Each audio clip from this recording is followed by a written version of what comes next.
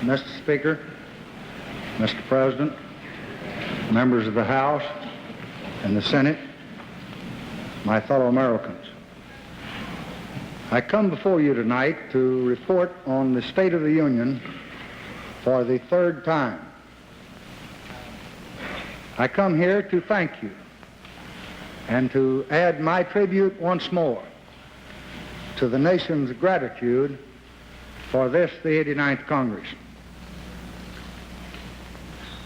This Congress has already reserved for itself an honored chapter in the history of America.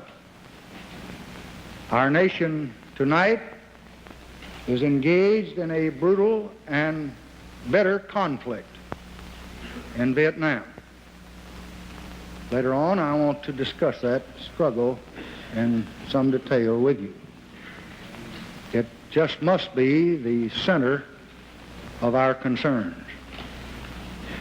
But we will not permit those who fire upon us in Vietnam to win a victory over the desires and the intentions of all the American people.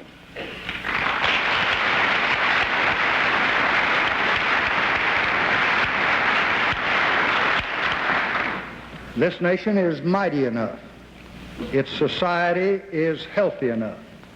Its people are strong enough to pursue our goals in the rest of the world while still building a great society here at home.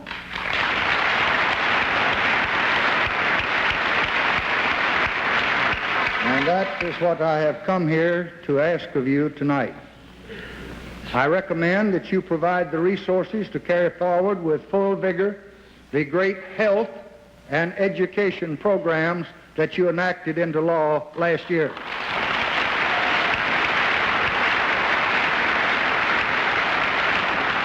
I recommend that we prosecute with vigor and determination our war on poverty.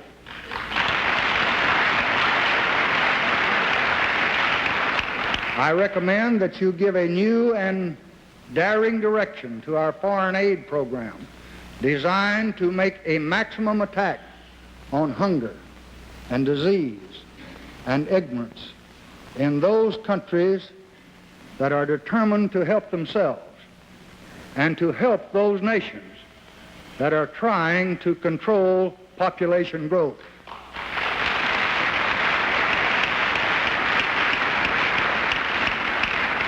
I recommend that you make it possible to expand trade between the United States and Eastern Europe and the Soviet Union.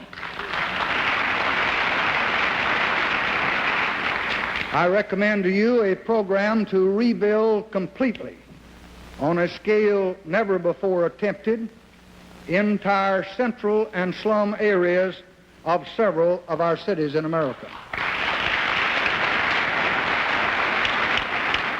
I recommend that you attack the wasteful and degrading poisoning of our rivers.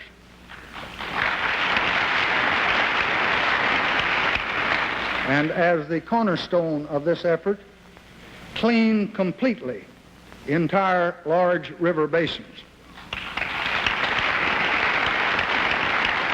I recommend that you meet the growing menace of crime in the streets by building up law enforcement and by revitalizing the entire federal system from prevention to probation.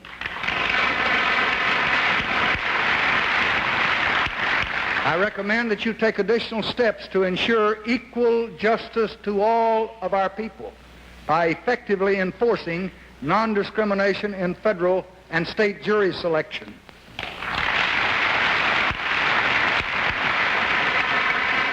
By making it a serious federal crime to obstruct public and private efforts to secure civil rights, and by outlawing discrimination in the sale of rental housing.